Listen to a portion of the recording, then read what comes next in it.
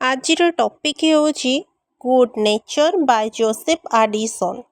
प्रथमे जानिबा the author जी अच्छे Joseph Addison को विषय से किए थिले। जोसेफ एडिसन 18th सेंचुरी एक बहुत बड़ राइटर और पोएट मध्य थिले। से निजे एसेस पाई जो एसेस लिखी से बहुत फेमस थिले।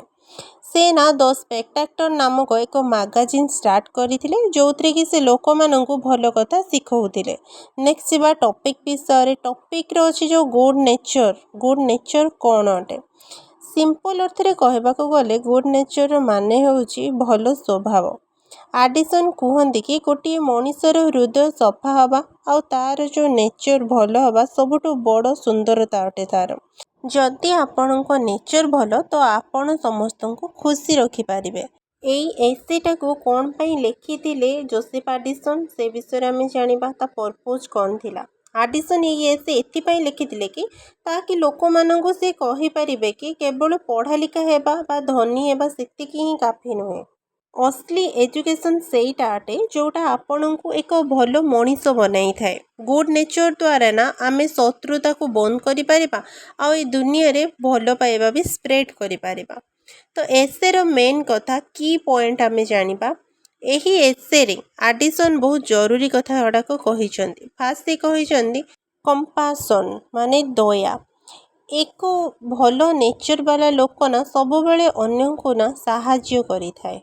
नेक्स्ट होची नो जेलसी नो जलिबा। भल लोक केबे भी अन्यर जो तारीख देखिकी कि जदि ग्रोथ करूचे ताको देखि केबे से जलेनी बल्कि अधिक खुशी हुए। नेक्स्ट होची आफाबिलिटी मिलीमिशि जिबा। जदि समस्त सहना तमीजर सहित प्यार सहित कथा होता है निज व्यवहार को ठीक रखी कथबार्ता करि थाए। मोराल ड्यूटी एडिसन कहते कि भल स्वभाव रखा आमर एक मोराल ड्यूटी बा कर्तव्य अटे।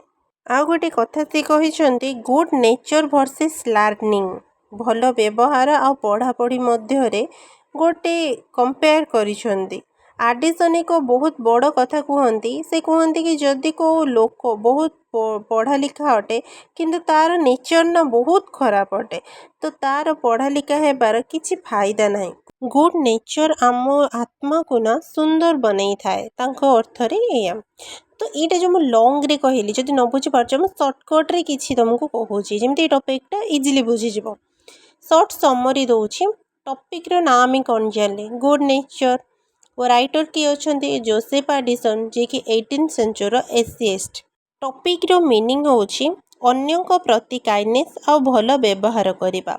एटर इम्पोर्टेंट वर्क से लिखिछंती जोसेफ एडिसन।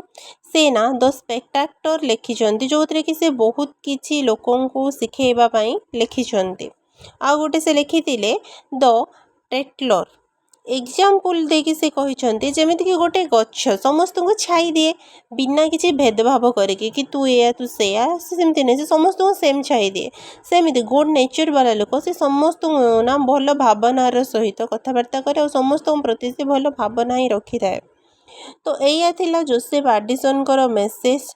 तो सब बेले स्माइल करंतु और समस्त प्रति भेल व्यवहार रखंतु। तो आशा करछि गुड नेचर आपण बुझी जाइथिबे। जो न बुझी पारिबे कमेंट रे जणेबे। तो थैंक यू।